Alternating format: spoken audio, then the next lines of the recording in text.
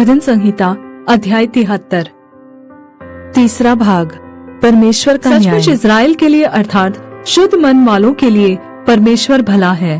मेरे डग तो उखड़ना चाहते थे, मेरे डग फिसलने ही पर थे, क्योंकि जब मैं दुष्टों का कुशल देखता था तब उन घमंडियों के विषय डाह करता था, क्योंकि उनकी मृत्यु में वेदनाएं नहीं होती, परंतु उनका बल अटूट रहता है। उनको दूसरे मनुष्यों के समान कष्ट नहीं होता और अन्य मनुष्यों के समान उन पर विपत्ति नहीं पड़ती। इस कारण अहंकार उनके गले का हार बना है, उनका ओढ़ना उपद्रव है, उनकी आंखें चर्बी से झलकती है, उनके मन की भावनाएं उमड़ती है।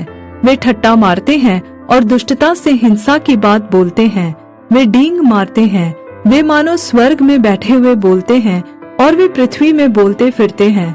इसलिए उसकी प्रजा इधर लौट आएगी और उनको भरे हुए प्याले का जल मिलेगा। फिर वे कहते हैं, परमेश्वर कैसे जानता है? क्या परम प्रधान को कुछ ज्ञान है? देखो, ये तो दुष्ट लोग हैं, तो भी सदा आराम से रहकर धन संपत्ति बटोरते रहते हैं।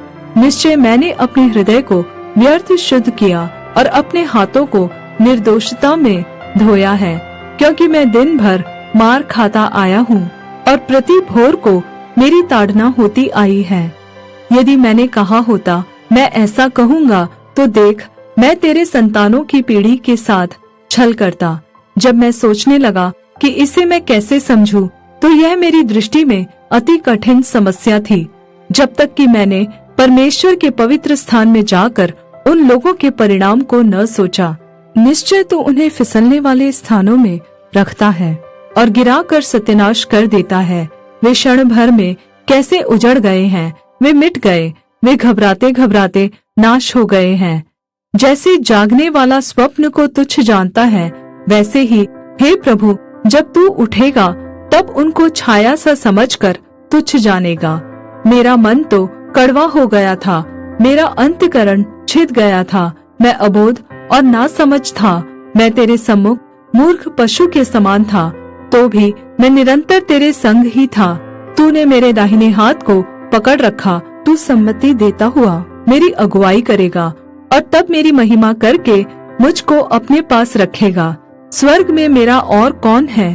तेरे संग रहते हुए मैं पृथ्वी पर और कुछ नहीं चाहता।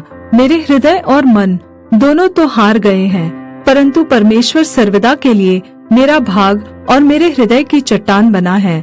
जो तुझसे दूर रहते हैं वे तो नाश होंगे। जो कोई तेरे विरुद्ध व्यभिचार करता है उसको तो विनाश करता है, परंतु परमेश्वर के समीप रहना यही मेरे लिए भला है। मैंने प्रभु यहोवा को अपना शरण स्थान माना है, जिससे मैं तेरे सब कामों को वर्णन करूं।